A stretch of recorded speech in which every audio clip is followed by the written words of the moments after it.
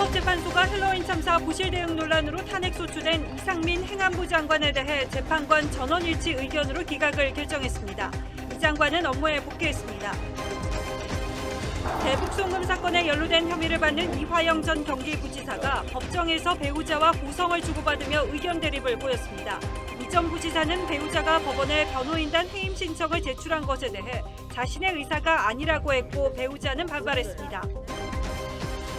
코인 투자와 관련해 국회 윤리위로부터 자료 제출 요구를 받은 김남국 의원이 8,000쪽에 달하는 거래 내역 가운데 400쪽만 제출한 것으로 파악됐습니다. 스스로 생을 마감한 교사의 일기장이 공개됐습니다. 경찰은 고인이 쓰던 휴대전화 등을 분석할 계획입니다. 서울 신림동 묻지마 흉기난도 사건 피의자가 범행 전날 휴대전화를 초기화한 것으로 드러났습니다. 사건 뒤 신림역 살인을 예고했던 20대 남성은 체포됐습니다. 9월 수능 모의평가에서 졸업생 비중이 22%로 13년 만에 최고를 기록했습니다. 수능에서 킬러 문항 배제가 결정된 데 따른 것으로 분석됐습니다.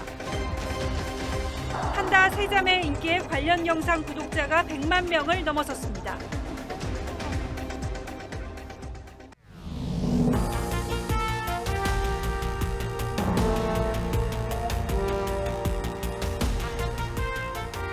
시청자 여러분 안녕하십니까? 뉴스9의 신동욱입니다. 이태원 헬로윈 참사 관련해서 야당 주도의 국회가 제기한 이상민 행안부 장관 탄핵소추안이 헌법재판소에서 기각됐습니다. 재판관 9명 전원이 탄핵을 당할 만큼 책임질 일은 아니라고 판단했습니다. 참사 발생 269일 만이고 탄핵소추안이 의결된 지는 167일, 약 5달 반 만입니다. 그동안 국가재난컨트롤타워인 행안부는 사실상 장관 공백 상태였고 극한호우로 인한 대규모 인명피해도 있었습니다. 그렇다면 야당 역시 애당초 무리한 탄핵을 밀어붙여 국정을 마비시켰다는 비판을 피하기 어렵습니다. 하지만 더 눈여겨봐야 할 대목은 소수 의견에 있습니다. 이 장관에게 모든 책임을 묻긴 어렵지만 대형 재난 상황에서 공직자가 어떤 처신을 해야 하는지 뼈아픈 질문을 던지고 있기 때문입니다. 오늘은 그 소수 의견에 주목하면서 뉴스9 시작하겠습니다. 먼저 주원진 기자가 헌재 결정 주요 내용부터 전하겠습니다. 장관으로는 헌정사상 처음 탄핵 청구가 제기된 이상민 행정안전부 장관. 지난해 10월 헬로윈 참사와 관련한 예방과 대응 발언 등이 탄핵 심판의 주요 쟁점이었습니다. 이미 골든타임이 지난 시간이었고요. 제가 그 사이에 놀고 있었겠습니까? 5달 넘게 사건을 심리한 헌법재판소는 재판관 9명 전원일치로 탄핵 청구를 기각했습니다. 재판부는 헬로윈 행사는 주최자가 없었고 다중 밀집 사고 또한 누구도 예측 못해 사전 예방이 어려웠다고 판단했습니다. 사건 발생 후 현장 대응도 이 장관이 최적의 판단은 아니더라도 필요한 업무를 수행했다고 봤습니다. 논란에 자초한 골든타임 등 사후 발언에 대해선 부적절했다고 지적했지만 탄핵할 정도의 잘못은 아니라고 평가했습니다. 최적의 판단과 대응을 하지 못하였다 하더라도 재난 대응의 미흡함을 이유로 그 책임을 묻는 것은 탄핵 심판 절차의 본질에 부합한다고 볼 수 없습니다. 다만 김기영 재판관 등 3명은 이 장관이 사고 발생 이후 늦게 현장에 도착한 건 국가공무원법상 성실 의무 위반이라고 지적했고 정정미 재판관 등 4명은 이 장관 일부 발언이 품위유지 의무 위반이라는 별개의 의견을 냈습니다. 이 장관은 헌재 선고 직후 167일 만에 업무에 복귀했습니다. TV조선 주원진입니다. 정부 여당은 거대 야당이 숫자에 취해 탄핵소추안을 남용했다며 국민의 심판을 받을 것이라고 주장했습니다. 하지만 야당은 헌재가 이 장관에게 면죄부를 준 건 아니라며 끝까지 책임을 묻겠다고 했습니다. 정치권의 엇갈린 반응은 신유만 기자가 취재했습니다. 이상민 장관 탄핵 기각 소식이 전해진 직후 대통령실은 거대 야당이 탄핵 소추권을 남용했다며 반헌법적 행태는 국민의 준엄한 심판을 받을 것이라는 입장을 냈습니다. 국민의힘은 애초 탄핵 추진이 정치적 이득만을 노린 것이라며 사과를 요구했습니다. 참사를 정정의 수단으로 삼아서 국정 컨트롤 센터를 무력화시키는 이런 행태들은 더 이상 지난 2월 헌정사상 처음으로 국무위원 탄핵소추를 밀어붙였던 민주당은 만장일치 기각에 당혹감을 감추지 못하는 분위기입니다. 하지만 참사 예방과 사후 대응 과정의 미흡함은 헌재도 인정했다며 면죄부가 아니라고 반박했습니다. 입이 10개라도 할 말이 없어야 할 집권 세력의 뻔뻔함과 후안무치한 행태는 역사가 심판할 것입니다. 또 탄핵 추진에는 문제가 없었다며 이 장관 사퇴도 재차 촉구했습니다. 반헌법적 사태라고 하면은 어떠한 헌법에 규정된 행위를 국회가 해서는 안 된다는 주장과도 같은 얘기가 무리한 얘기다 이렇게 봅니다. 헌재 결정을 현장에서 지켜본 유족들도 대한민국이 무정부 상태라며 반발했습니다. 이상민 면죄부준 헌법재판소 규탄한다! TV조선 신유만입니다. 예, 이번 탄핵 심판은 국무위원에 대한 헌정사상 첫 탄핵 심판이었습니다. 국무위원이 얼마나 잘못해야 탄핵되는지를 보여주는 사실상의 첫 판단이라고도 할 수 있는데 결과는 재판관 전원 일치 기각이었습니다. 그러나 소수 의견도 있었죠. 당장은 민주당의 정치적 타격이 더 커 보이는데 그 파장이 어디까지 갈지 짚어보겠습니다. 자, 홍현주 기자. 자, 애당초 무리한 탄핵이라는 지적들이 많았잖아요. 민주당도 이런 결과 예상했을까요? 기각은 예상했는데 재판관 전원 일치까지는 예상하지 못한 분위기입니다. 예. 오늘 아침 김승원 민주당 법률위원장이 라디오에 나와서 재판관의 정치적 성향이 영향을 미칠 것 같다고 했습니다.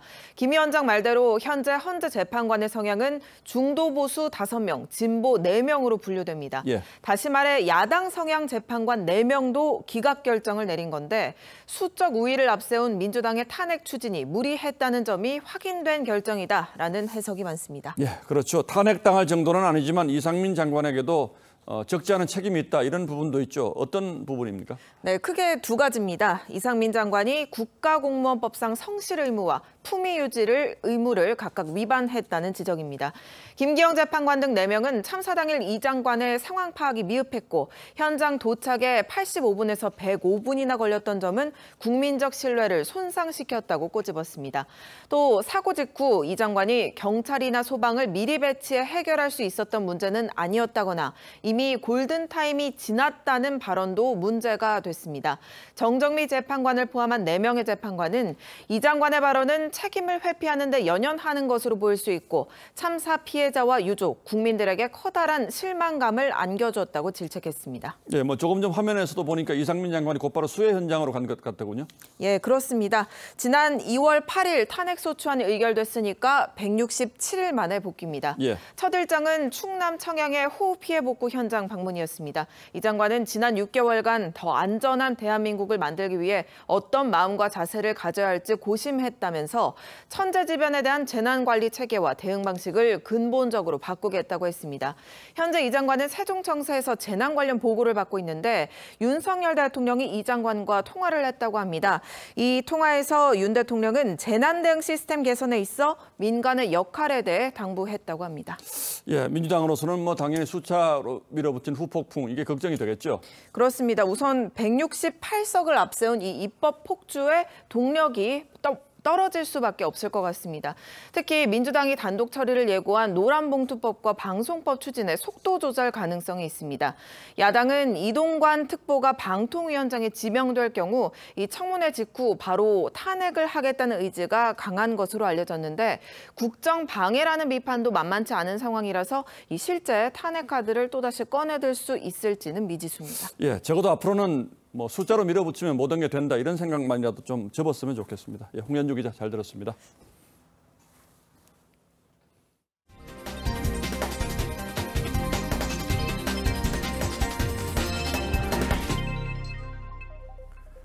쌍방울 대북 송금 의혹 재판에서는 이화영 전 경기부지사와 부인이 변호인 문제로 재판 중에 부부싸움을 하는 장면도 목격됐습니다.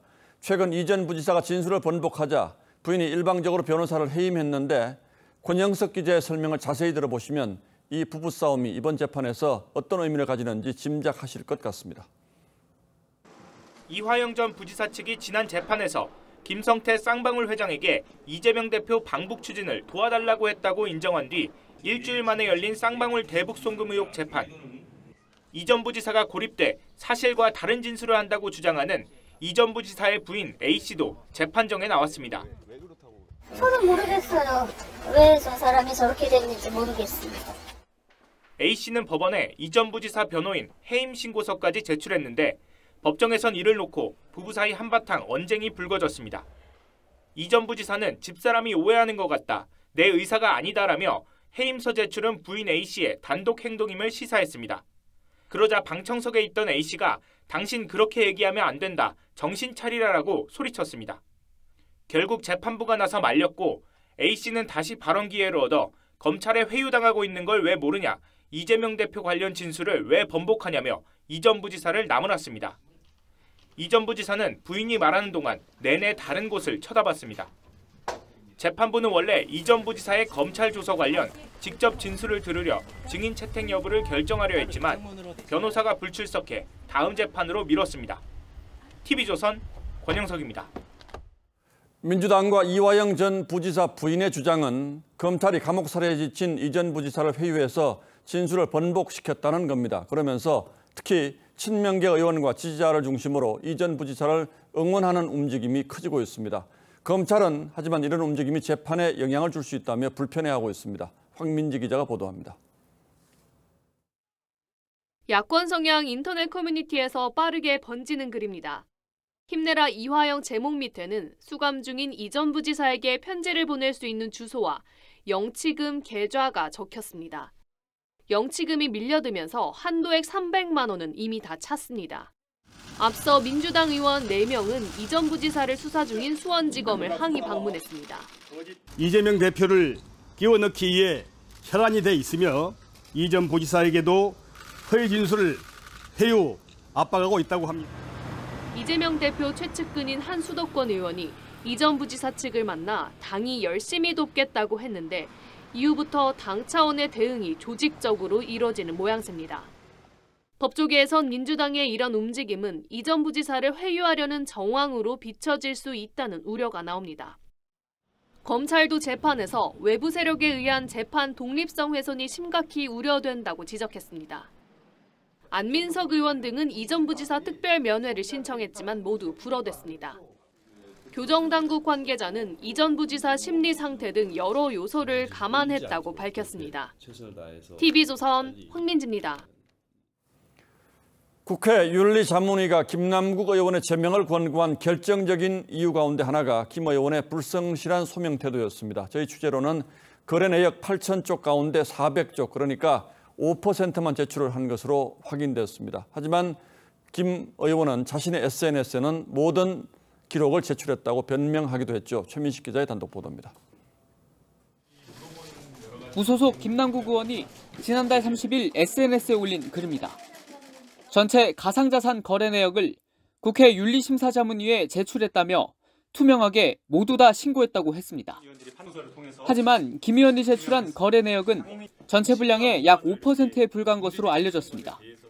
윤리자문위 관계자는 김 의원의 전체 거래 내역은 8천여 쪽인데 제출한 건 400여 쪽에 불과했다며 자문위 자료 제출 요구에 제대로 응한 적이 없다고 지적했습니다. 다 받았다고 얘기할 수는 없고요. 개정 국회법에 따라서 일단 냈다고 하니까 그걸 중심으로 해서 검토를 하겠습니다. 김 의원은 국회 윤리자문위가 자신이 제출한 코인 거래 내역을 징계심사 근거로 활용할 수 없다는 주장도 폈습니다. 김 의원의 코인 보유가 논란이 되자 지난 5월 여야는 국회법을 개정해 국회의원의 가상자산 신고를 의무화했습니다. 법에 따라 신고한 코인 자료를 징계심사에 활용해서는 안 된다고 주장한 겁니다. 야당이 추천한 자문위원 일부도 같은 주장을 폈지만 윤리자문위는 유권 해석을 통해 신고 자료를 징계심사에 활용할 수 있다고 최종 판단했습니다. TV조선은 김 의원에게 입장을 묻기 위해 여러 차례 연락했지만 답변을 듣지 못했습니다. TV조선 최민식입니다. 전국에 폭우가 쏟아지던 지난 일요일 민주당 의원 3명이 베트남 출장을 떠나더니 이틀 만에 일정을 중단하고 모두 귀국했습니다. 그러면서 하는 말이 윤석열 대통령은 재난 감수성이 전혀 없다고 했습니다. 앞뒤가 맞는 말인가요? 보도에 이광희 기자입니다. 지난 23일부터 5박 6일 일정으로 베트남, 라오스 출장길에 올랐던 민주당 박정, 윤준병, 최기상 의원이 오늘 오전 이틀 만에 조기 귀국했습니다. 의원들은 신중하지 못한 처신에 죄송하다고 했지만 진심으로 잘못됐다고 생각하시면 진심으로 사죄를 드립니다. 미리 정해진 외교 일정이었다고 했습니다. 진작부터 정해진 일이라 그 목소리 잘 못 들었는데. 하지만 윤준병 의원은 SNS에 국민께서 보시기에 부적절했다면 부적절한 것이라면서도 재난 감수성 제로인 윤석열 대통령에게 재난 감수성을 높여달라고 요구하고 있기 때문에 더욱 그렇다고 했습니다. 앞서 폭우가 왔던 시기와 겹친 윤 대통령의 우크라이나 방문을 거론한 겁니다. 여당은 적반하장이라고 반박했습니다. 느닷없이 대통령을 물고 늘어진 이유를 알 수 없습니다. 전형적인 내로남불이자 적반하장입니다. 여야 지도부는 오늘 나란히 소속 의원들과 수해 지역을 찾았습니다. 봉사에 나선 이재명 대표와 의원들은 물에 잠겼던 작물을 걷어내고 비닐하우스 내부를 정리했습니다. 지난 21일부터 수해 복구 봉사활동 중인 국민의힘도 김기현 대표와 소속 의원들이 전북 익산에서 수해 복구 활동을 이어갔습니다. TV조선 이광입니다. 교실에서 극단적인 선택을 한 여교사의 일기장 일부가 공개됐습니다. 이달 초에 쓴 일기에서는 모든 게 버겁고 놓고 싶다고 했습니다. 물론 이 말에 어느 정도 의미를 부여할지는 개인차가 있겠습니다만 고인이 이제 갓 교사가 된 새내기 교사였다는 점을 감안하면 그 당혹스러움이 이해가 됩니다. 장동욱 기자가 취재했습니다. 서울 서초구 초등학교 교사 A씨가 극단 선택을 하기 2주 전 작성한 일기입니다. 업무 폭탄에 학생과 관련한 일들이 겹치면서 모든 게 다 버겁고 놓고 싶다는 생각이 들었다며 숨이 막혀 밥을 먹는데 눈물이 흐를 뻔했다고 적었습니다. 특히 A씨는 난리라는 표현을 쓰면서 그 앞에 한 학생의 이름을 언급한 것으로 알려졌습니다. 일기를 공개한 교원단체는 A씨가 살아생전 학생 문제를 비롯해 학교 생활에 어려움을 겪었다는 점을 확인할 수 있는 대목이라고 주장했습니다. 인터넷 커뮤니티 등엔 A씨가 숨지기 전 A씨학급 학생 간 폭력 사건이 있었고 이 일로 A씨가 악성 민원에 시달렸다는 의혹이 불거졌습니다. 경찰은 사실 확인을 위해 최근 학부모 일부를 참고인으로 불러 조사한 데 이어 A씨의 휴대전화와 태블릿 등에 대한 정밀 분석 작업에 착수했습니다. 경찰은 동료 교사들의 추가 진술과 함께 고인의 스마트폰 등 디지털 증거 수집으로 진상을 밝힌다는 계획입니다. TV조선 장동우입니다. 요즘 교사들에게 뭐가 제일 힘든지 물어보면 학부모들의 악성 민원이라는 분들이 많습니다. 과거 기성세대 입장에서는 좀 이해가 안 될 수도 있는데 실제로 신고되는 사례들을 보면 그 내용이 상상을 초월합니다. 그리고 교사들의 분노가 이번 사태를 계기로 분출된 거란 분석이 많습니다. 제보판에 올라온 교권 침해의 구체적인 사례들은 박재훈 기자가 살펴봤습니다. 교사노조 제보 사이트에 교사들이 올린 사연들이 빼곡합니다. 아동학대 의심 신고를 했더니 흉기를 들고 교무실로 찾아와 난동을 피운 학부모. 한글을 못 읽는 초등학교 4학년 부모에게 정밀 검사를 권유하자 맞짱 뜨자는 협박을 받은 경우도 있습니다. 너무 악담을 한 거예요. 소리 지르시면서 교감 선생님 앞에서 막 상표 한 번 줘도 되냐 그러고. 교사노조가 교사 2,390명에게 물었더니 99%가 교권 침해를 당한 적이 있다고 했고 이 중 학부모의 악성 민원이 가장 많았습니다. 학부모가 아동학대로 신고를 했을 때 그런 부담감, 두려움, 실제로 그 모의를 열지 못하는 선생님들이 되게 많으세요. 사정이 이렇다 보니 교단을 떠나는 선생님들은 해마다 크게 늘고 있습니다. 작년에 명예퇴직한 교원은 5년 전에 비해 55%가 넘게 늘었습니다. 정부와 여당은 내일 국회에서 교권 보호 대책을 논의할 예정입니다.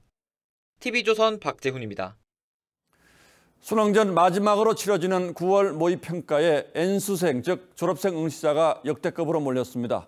아무래도 최근 발표된 킬러 문항 배제 발표와 관련이 있을 것 같아서 정말로 수험생들은 어떻게 생각하는지 이태희 기자에게 물어봐 달라고 부탁했습니다. 수시 입시 설명회에 몰려든 수험생과 학부모들로 더 들어갈 자리가 없습니다. 올해 수능이 쉬워질 거란 전망에 주로 고3 수험생들끼리 경쟁하는 수시 모집 열기가 더 뜨거워진 겁니다. 재수가 생각 없었던 아이들까지 지금 쉬워진다고 하니까 수시로 어떻게든 합격을 해야지 되는 상황입니다. 반면 졸업생들은 정부의 킬러 문항 배제 발표에 수능 제도 전에 자신감이 붙었습니다. 대학을 다니다가 수능을 보는 반수생도 늘어날 전망입니다.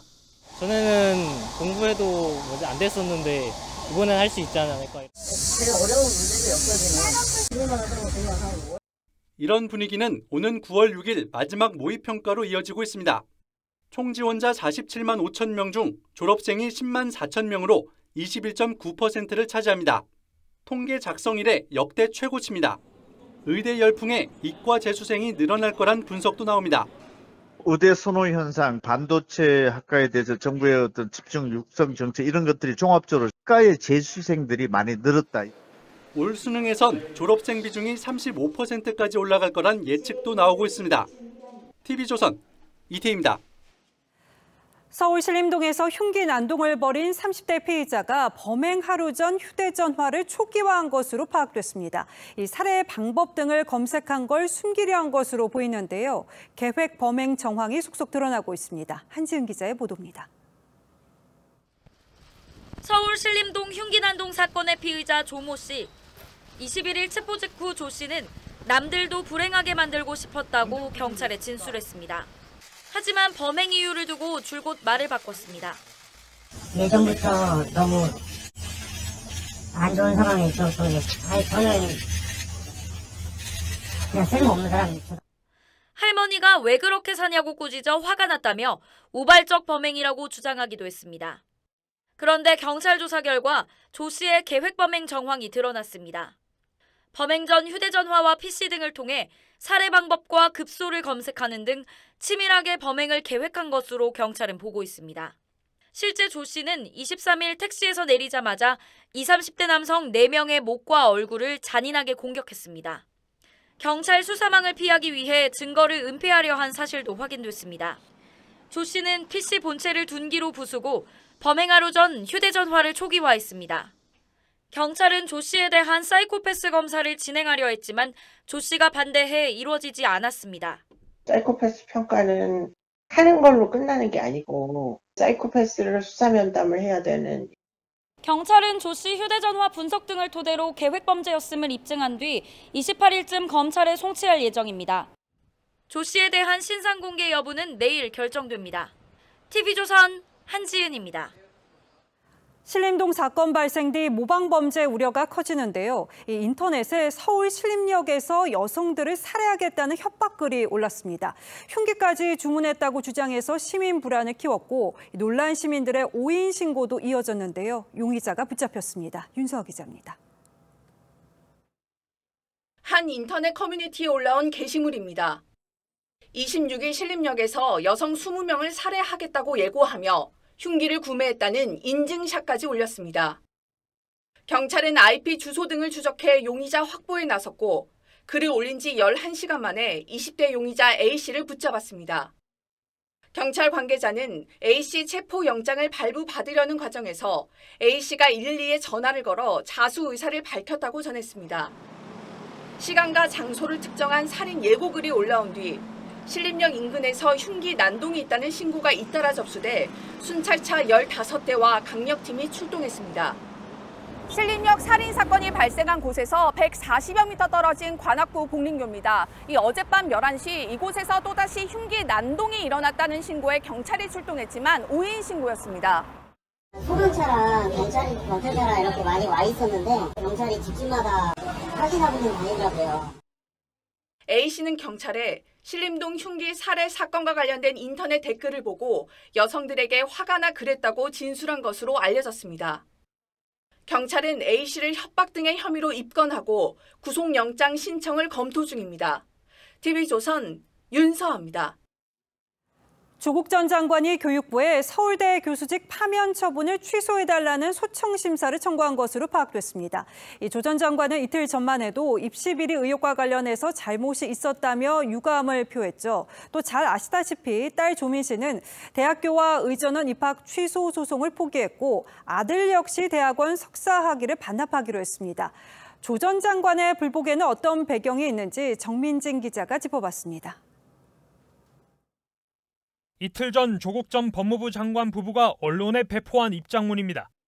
자녀들의 입시 비리와 관련해 부모의 불찰과 잘못이 있었음을 자성하고 있다며 국민 여러분께 송구하다는 말씀을 올린다고 했습니다.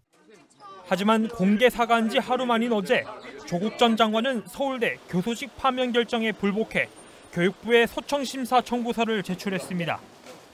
앞서 서울대가 지난달 13일 징계위원회를 열고 교수직 파면을 의결하자 성급하고 과도한 조치에 깊은 유감을 표한다며 부당함을 다툴 것이라고 했는데 이를 실행에 옮긴 겁니다. 교원 소청심사위원회는 기각과 각하, 징계, 취소 처분을 내릴 수 있는데 위원회가 징계 취소를 결정하면 대학 측은 조 전 장관을 복직시켜야 합니다. 아버지인 조 전 장관과 달리 자녀들은 검찰 기소 가능성을 우려해 학력을 잇따라 포기했습니다. 특히 자식들은 많은 고민 끝에 문제된 서류와 연결된 학위와 자격을 모두 포기했습니다. 딸 조민 씨는 입학 취소 처분이 부당하다며 고려대와 부산대 의전원을 상대로 냈던 소송을 차례로 취하했고 아들도 연세대 대학원 석사 학위를 반납하기로 했습니다. TV조선 정민진입니다. 한때 마약 청정국이었던 한국은 최근 중고등학생부터 주부까지 마약에 빠지는 심각한 상황을 맞고 있죠. 이렇게 마약 수요가 계층을 가리지 않고 늘고 있어서일까요? 올 상반기 적발된 마약 규모가 사상 최대로 집계됐습니다. 코로나 엔데믹 이후 여행객을 통한 밀반입도 늘고 있습니다. 보도에 정준영 기자입니다. 초콜릿을 가르자 엄지손가락만한 코카인 뭉치가 나오고 코코아 속에 저렇게 들어가 있네. 긴 원통 모양의 자동차 부품을 열어보니 필로폰이 한가득입니다. 팬케이크 기계를 뜯어보니 7억 원어치의 케타민이 뭉텅이로 나옵니다. 밀반입을 시도하다 적발된 갖가지 마약입니다. 이처럼 마약은 오토바이 헬멧이나 유아용 카시트 안쪽 그리고 전자기타 내부 등 다양한 형태로 밀반입됐는데 올해 상반기에만 총 329kg이 적발됐습니다. 관세청이 지난 1990년 마약 단속을 시작한 이후 최대입니다. 필로폰이 가장 많았고 최근엔 클럽용 마약으로 불리는 엑스터시와 케타민, 야바 밀수도 늘어나는 추세입니다. 마약 밀반입이 증가한 가장 큰 이유는 국내 수요가 많아지면서 다른 나라보다 비싸게 팔리기 때문입니다. 이에 따라 건당 적발 중량 역시 지속적으로 증가하였고 올해 들어서는 1kg를 넘어 마약 밀수의 대형화 추세가 가속화되고 있습니다. 코로나 엔데믹 이후 여행자를 통한 밀수도 증가하고 있습니다. 관세청은 최근 공짜 여행을 미끼로 한 마약류 대리반입 권유가 많아지고 있다며 범죄 유혹에 빠지지 않도록 주의를 당부했습니다. TV조선 정준영입니다. 일하는 즐거움이라는 건 분명 있습니다. 하지만 그 일이 노후 생활을 위협받기 때문에 해야만 하는 것이 된다면 생각해 볼 문제가 됩니다. 통계청 조사 결과 일하는 고령층 비율이 역대 최고치까지 치솟은 것으로 나타났습니다. 이들이 왜 일을 하길 원하는지 배상윤 기자가 들어봤습니다. 생활비 걱정에 은퇴 시기를 최대한 늦추고 은퇴를 하기 전에 여유 자금이라는 걸 준비해야 되니까 아무래도 뭐 힘이 된다면 뭐 일은 더 하고 싶죠. 아무래도 노후를 준비하려고 그러면 매달 수십만 원의 연금을 받지만 한 달을 나기엔 턱없이 부족해 소일거리라도 찾습니다. 손주를 봐준다거나 그러면 이제 좀 자녀로부터 좀 받죠. 안 봤으면 이랬을 거예요. 통계청이 발표한 고령층 조사 보고서에 따르면 55세부터 79세의 고령층 취업자는 912만 명을 넘어섰습니다. 고령층 경제활동 참가율은 60.2%로 역대 최고치고 55세부터 64세의 고용률도 사상 처음 70%에 진입했습니다. 고령층 3명 가운데 2명은 일을 계속하겠다고 밝혔는데 평균 73세까지 일하고 싶다고 희망했습니다. 이는 우리나라가 OECD 국가 가운데 노인 빈곤율이 가장 높은 상황과 무관치 않다는 분석입니다. 퇴직 시기는 빨리 닥쳐오지만 연금이나 고용 안정성은 보장받지 못했기 때문이라는 겁니다. 근로희망 사유가 일하는 즐거움이다라는 게 두 번째이긴 한데 생활비 보탬이 첫 번째고 정부는 초고령 사회 속 노인 빈곤 문제를 해결할 효과적인 대책 마련에 총력을 기울이겠다고 밝혔습니다. TV조선 배상윤입니다. 이 해외 부동산은 정기적인 임대 수익은 물론이고 자산 가격이 오르면 시세 차익까지 기대할 수 있어서 황금 아래 비유되는데요. 과거 저금리 시절에 공격적으로 해외 부동산 투자를 늘렸던 국내 증권사들이 최근 금리 상승에 또 시장 위축까지 더해지면서 막대한 투자 손실을 떠안고 있습니다. 우리 경제에 리스크를 가져오는 건 아닌지 김지아 기자가 업계 분위기를 취재했습니다. 상업용 건물들이 밀집한 프랑스 파리의 라데팡스 지구. 2019년 국내 5개 증권사는 이곳 건물 4채를 2조 7천억 원에 사들였습니다. 황금알인 줄 알고 매입했던 해외 부동산은 이제 줄줄이 시한폭탄으로 변하고 있습니다. 코로나에 따른 재택근무 증가로 공실률이 20%를 넘어서고 대출금리도 크게 오르면서 손실 위험이 커졌기 때문입니다. 중순이나 후순위 대출로 들어가거나 증권으로 들어간 투자들은 위험한 거죠. 공실은 늘고 원금 회수 안 되면 이제 소송이 이제 빗발칠 거고. 해외 부동산 문제는 곳곳에서 골칫거립니다. 한 자산운용사는 홍콩 빌딩 매입을 위해 대출을 받아 조성한 펀드 자산 90%를 손실 처리했고 또 다른 금융사들은 뉴욕 빌딩에 투자했다가 자금 회수에 실패해 유동성 위기를 겪고 있습니다. 국내 펀드의 해외 부동산 투자 규모는 총 74조 5천억 원. 더 큰 문제는 올 하반기부터 줄줄이 만기가 돌아온다는 점입니다. 특히 해외 부동산은 건별 투자 금액이 크기 때문에 높은 금리를 감당하지 못하면 막대한 손실을 피할 길이 없습니다. 금융당국은 업계에 건전성 관리 강화를 주문했지만 특이 동향에 대해 일일 모니터링을 하는 한편 충당금 설정, 부동산 익스포저 평가의 적정성 등을 수시로 점검하겠습니다. 부동산 PF 대출 위기에 해외 부동산 부실 우려까지 커지면서 국내 금융 투자 시장은 짙은 먹구름 속으로 들어가고 있습니다. TV조선 김자입니다. 냉장고와 세탁기도 정수기처럼 매달 몇만 원만 내면 새 제품을 빌려 쓸 수 있는 서비스가 나왔습니다. 고가 가전도 사서 쓰는 대신에 빌려 쓰는 시대가 열린 겁니다. 유혜림 기자입니다. 한 번 사면 수명이 닿을 때까지 평균 10년씩 사용하는 냉장고, 세탁기. 고가의 가전을 정수기처럼 렌탈에 사용하는 구독 서비스가 출시됐습니다. 이 세탁기는 동일 사양 모델의 판매가가 160만 원이지만 구독 서비스를 이용할 경우 6년간 월 3만 원대의 이용이 가능합니다. 건조기와 냉장고까지 6년간 구독할 경우 총 500만 원 상당의 제품을 월 10만 원 미만의 가격에 쓸 수 있습니다. 3년 간격으로 신제품으로 교체해 빌려 쓸 수 있고 최소 4년 이상 쓰면 소유할 수 있는데 구독료에는 서비스 비용이 포함돼 있어 일시불로 사는 것보단 비쌉니다. 가격이 좀 높게 느껴지시는 많은 분들에게 초기 비용 부담을 좀 줄이고 합리적으로 내가 원하는 서비스 옵션까지 골라서 사용할 수 있습니다. 가전 기능도 인공지능 기술을 만나 진화하고 있습니다.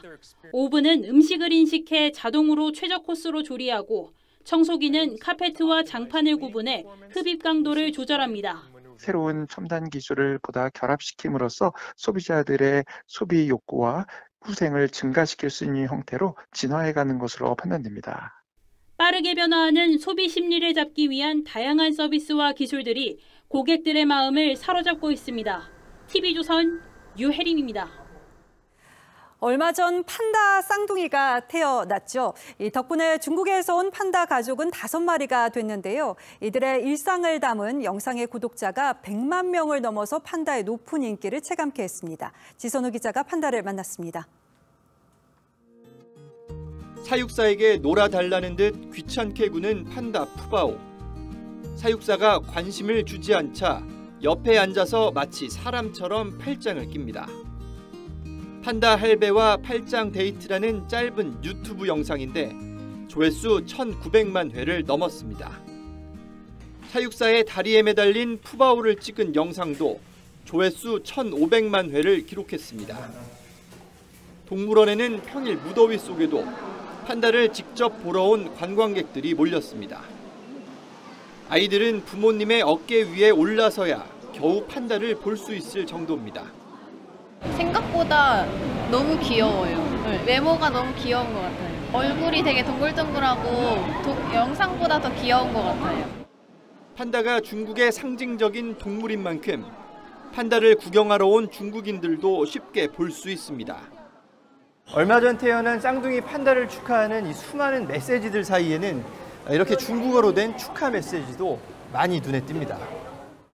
당연히 좋아요. 왜냐면 여기 한국인들 판다에 좋아하면 저희도 중국인들어서 저희도 기분 좋아하고 자랑스러워요. 현재 에버랜드에는 이번 달 새로 태어난 쌍둥이까지 모두 5마리의 판다가 살고 있습니다. 판다가 큰 인기를 끌면서 판다 영상을 모은 에버랜드 유튜브도 구독자 수 100만 명, 누적 조회수 3억 7천만 회를 넘었습니다. 판다야 행복하게 살아. TV조선 지선호입니다.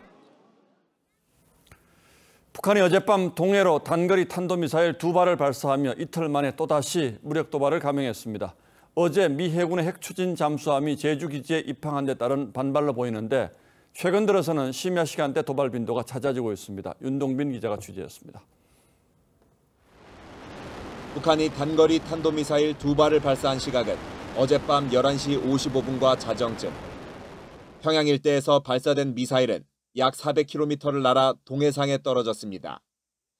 북한이 지난 22일 서해상으로 순항미사일을 발사한 지 이틀 만이자 지난 19일 단거리 탄도미사일 발사 닷새 만입니다. 앞선 2차례 도발도 새벽 3, 4시의 심야 시간에 이뤄졌습니다. 최근에 새벽이나 심야에 미사일 도발을 하는 경향이 있는데 의도 등에 대해서도 분석하고 있습니다. 이번 발사는 어제 미 해군의 로스앤젤레스급 핵추진 잠수함 아나폴리스함의 제주기지 입항에 대한 반발 차원으로 보입니다. LA급 잠수함은 핵무기를 탑재하진 않았지만 대잠수함 작전에 특화돼 있어 천안함 폭침 사건처럼 도발 주체가 드러나지 않는 북한 도발을 억제할 수 있습니다. 북한 선전 매체는 미 전략자산의 한반도 전개는 가장 직접적인 위협이고 도전이라고 반발했습니다. 북한이 전승절이라고 부르는 6.25 정전협정 체결일이 이틀 앞으로 다가오면서 내부 결속을 다지기 위한 추가 도발에 대비해 한미군 당국이 경계태세를 강화하고 있습니다. TV조선 윤동빈입니다. 모레죠. 7월 27일은 6.25 정전협정이 체결된 지 70년이 되는 날입니다. 이제 90을 넘겨 백발의 노병이 된 세계 각국의 유엔군 참전용사들이 70년 만에 한국을 찾았는데 크게 발전한 모습에 놀라며 눈물도 흘렸다고 합니다. 영국 오디션 프로그램에서 최고령 우승을 해서 스타가 된 참전 노병은 모레 기념식에서 아리랑을 부를 예정입니다. 황순영 기자가 오늘 먼저 만났습니다.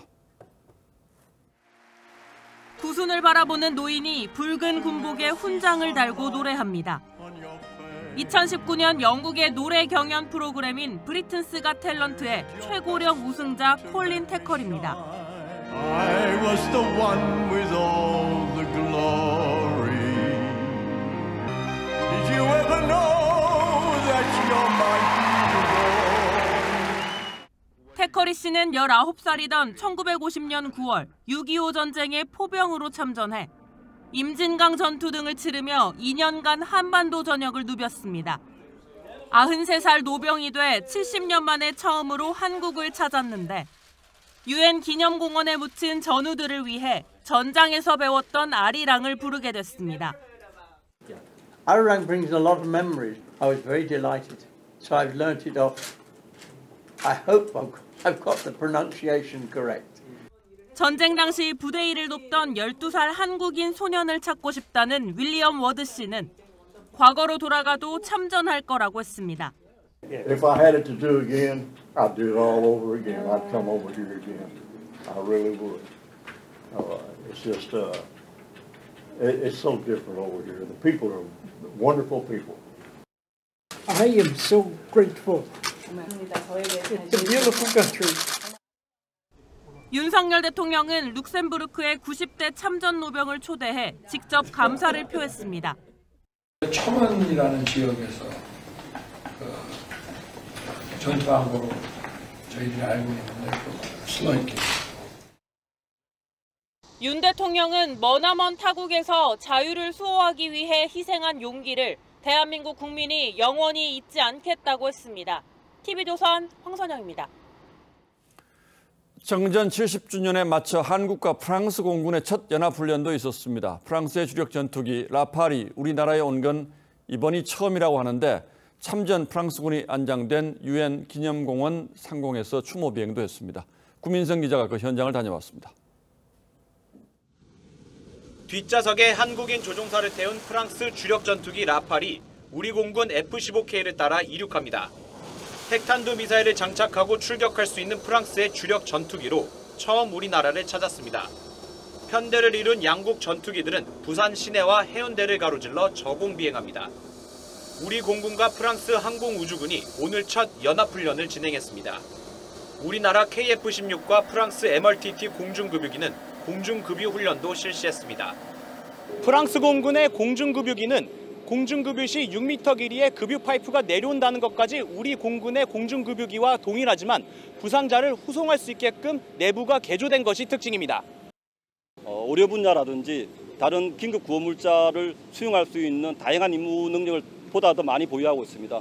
근본 훈련을 통해서 그러한 분야들을 우리가 배우기 위해서 우리나라가 최근 국제안보에 더 많은 기여를 요구받는 상황에서 해외 파병을 비롯해 원정 작전이 많은 프랑스와 장거리 임무 수행 경험을 공유했습니다. Que ce soit des enjeux de sécurité, des enjeux de changement climatique, des enjeux d'environnement, de crise pandémique dans la région et de rechercher ensemble des solutions qui nous permettent 한국과 프랑스 전투기들은 프랑스군 참전 용사 47명이 안장돼 있는 부산 유엔 기념공원 상공을 나는 추모 비행도 했습니다. TV조선 구민성입니다. 미국 공화당이 장악한 텍사스주는 불법 이민자들에게 강경하기로 잘 알려져 있습니다. 바이든 행정부와도 여러 차례 대립각을 세워왔는데요. 이번에는 불법 이민을 막겠다면서 텍사스주 강에 이 수중 장벽을 설치했다가 연방정부에게 소송까지 당했습니다. 황정민 기자입니다. 미국과 멕시코 국경을 따라 흐르는 리오그란데 강. 강줄기를 따라 둥근 부표가 줄지어 떠 있습니다. 300여 미터에 이르는 수중 장벽입니다. 강둑에는 날카로운 금속이 촘촘히 박힌 철조망도 세워졌습니다. 멕시코와 국경을 맞대고 있는 미국 텍사스주가 불법 이민을 막겠다며 동원한 수단입니다. That no state has ever before deployed to stop people from entering Texas illegally. 임산부와 아이가 철조망에 끼는 등 당장의 부상자들이 속출했고 야만적이라는 비판이 일었습니다. 결국 바이든 행정부는 법원에 수중장벽 철거 명령을 내려달라는 소장을 냈습니다. 지난 5월 바이든 정부가 새 이민 정책을 시작한 뒤 불법 이민자가 1년 전보다 15% 줄었는데 텍사스주가 미립국자 단속을 오히려 방해하고 있다는 겁니다. That's what he continues to do, political stunts in an inhumane way. He's actively undermining our border enforcement plan. 하지만 공화당 소속 텍사스주 지사는 물러서지 않을 분위기입니다. 바이든 대통령에게 국가 방어 의무를 지키지 않았다며 법정 공방을 예고했습니다.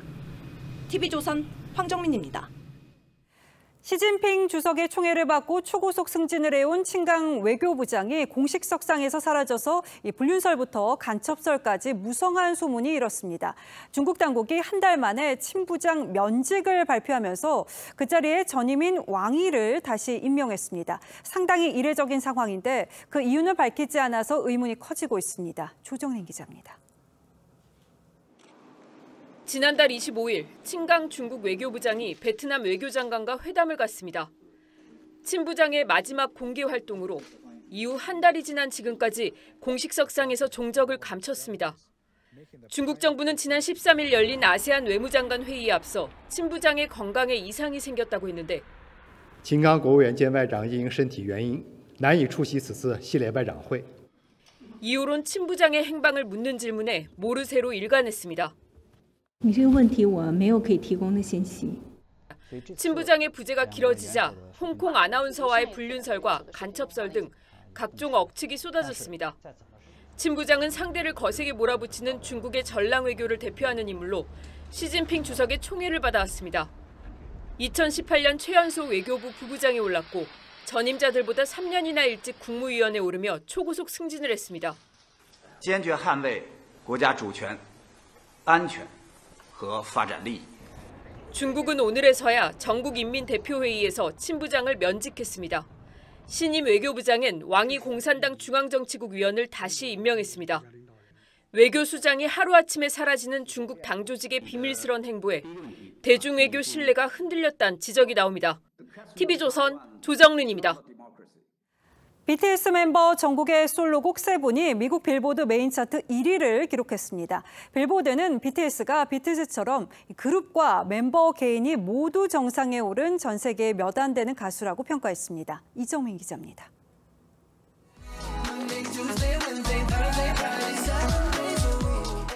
세련된 팝 감성이 물씬 풍기는 BTS 정국의 솔로곡 세븐. 지난 14일 공개된 이 곡은 뮤직비디오 1억 뷰 돌파에 이어 미 빌보드 메인 차트 핫백의 진입과 동시에 정상에 올랐습니다. 3달 전 같은 차트 1위였던 지민에 이어 BTS 솔로곡으로는 두 번째 정상인데 빌보드는 BTS가 비틀즈, 블랙 아이드 피스, 비욘세가 속한 데스티니스 차일드와 함께 그룹과 솔로 멤버 모두 1위에 오른 전 세계 9팀 중 하나라고 밝혔습니다. 빌보드 메인 차트에만 6곡을 올린 BTS는 음반 시장에 이어 출판 시장도 장악했습니다. 데뷔 10주년 기념 출간 도서 비욘드 더 스토리가 한국인 최초로 뉴욕타임스 베스트셀러 1위에 올랐습니다. People come in and ask for it, and we're selling copies. We've got a display up front, yeah, it's definitely a popular day. 그룹뿐 아니라 아티스트 개인의 자생력도 입증했습니다. 원 플러스 멀티유즈라는 하나의 팬덤이 형성이 되면은 다양한 영역에서 충분히 좋은 성과를 보일 수 있다는 걸 방탄소년단이 글로벌 무대로 잘 보여주고 있다. 글로벌 시장에서 아이돌의 한계를 깨고 아티스트로서의 존재를 입증한 BTS가 K-팝이 나아가야 할 방향을 제시하고 있다는 평가가 나옵니다. TV조선 이정민입니다.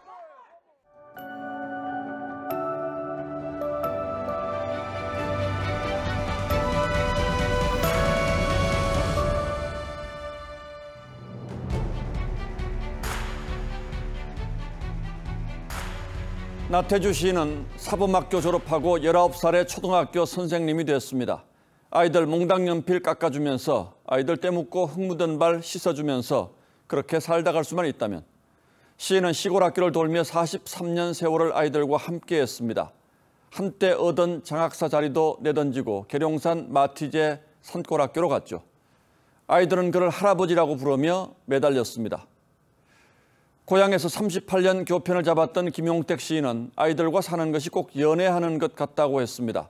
아이들은 복도에서 마주친 그의 엉덩이를 툭 건드리곤 했습니다. 그의 손을 잡고 등에 기어올라 엎혔습니다. 시인은 겨울이면 김장할 필요가 없었습니다. 학부모들이 한두 포기씩 김치를 담가와 겨우내 먹었다고 했죠. 하지만 요즘엔 이렇습니다. 초등학교 선생님과 상담하던 학부모가 주먹으로 책상을 치며 소리쳤습니다. 나랑 맞짱 뜰래요? 나는 무기가 많다거나 내가 학교 운영위원인 거 알지요라고 으름장을 놓기도 합니다. 학생에게 눈을 흘겼다고, 교재 가져오라고 했다고, 수업 중 화장실에 가려면 손을 들라고 했다고 아동학대 신고를 당합니다. 채점한 동그라미 모양이 성의가 없다는 항의도 받습니다. 선생님들이 쏟아낸 하소연들이죠. 새내기 초등학교 선생님이 학교에서 극단적인 선택을 하면서 교사들이 교단이 무너졌다는 절규를 터뜨리고 있습니다. 학생과 학부모 인권을 보호하듯 교권도 보호해달라는 생존의 외침입니다. 학생, 학부모에게 폭행당한 교사는 4년 사이에 2배 넘게 급증했습니다. 최근 5년 아동학대 혐의로 수사받은 사례가 1,200건을 넘습니다. 대부분 무혐의 불기소 처분을 받지만 몇 달씩 형사 절차에 시달려야 합니다. 지난 5년 사이에 정신과 진료를 받은 교사가 4 중 1명에 이릅니다. 교권 침해 보험 가입자는 7,000명을 넘어섰고 올해 스승의 날엔 19이 사직을 고민한다는 조사도 나왔죠. 교단이 이미 붕괴되고 있다는 징표들입니다. 그 벼랑 끝에서 교사가 할 수 있는 일은 학생에게 부탁하는 것뿐입니다. 늦었지만 지금이라도 행동에 나서지 않으면 교단이 아니라 학교가 붕괴할 겁니다. 당장 교사의 정당한 생활 지도와 수업 진행은 면책 보장을 해야 합니다. 자유와 권리에만 치우친 학생 인권 보호도 지켜야 할 책임과 의무부터 다 해야겠죠.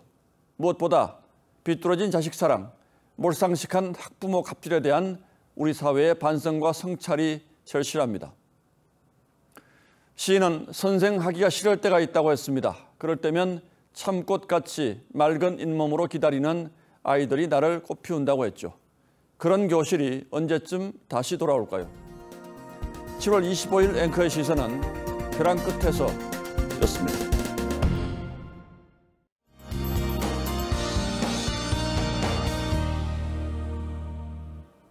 밤부터 수도권에 다시 강한 비가 예상됩니다. 내일 새벽까지 시간당 30에서 60mm, 강원 내륙과 산지로도 시간당 30mm 안팎으로 강하게 내리겠고요. 새벽부터 아침 사이에는 남해안과 제주로도 집중호우가 예상됩니다.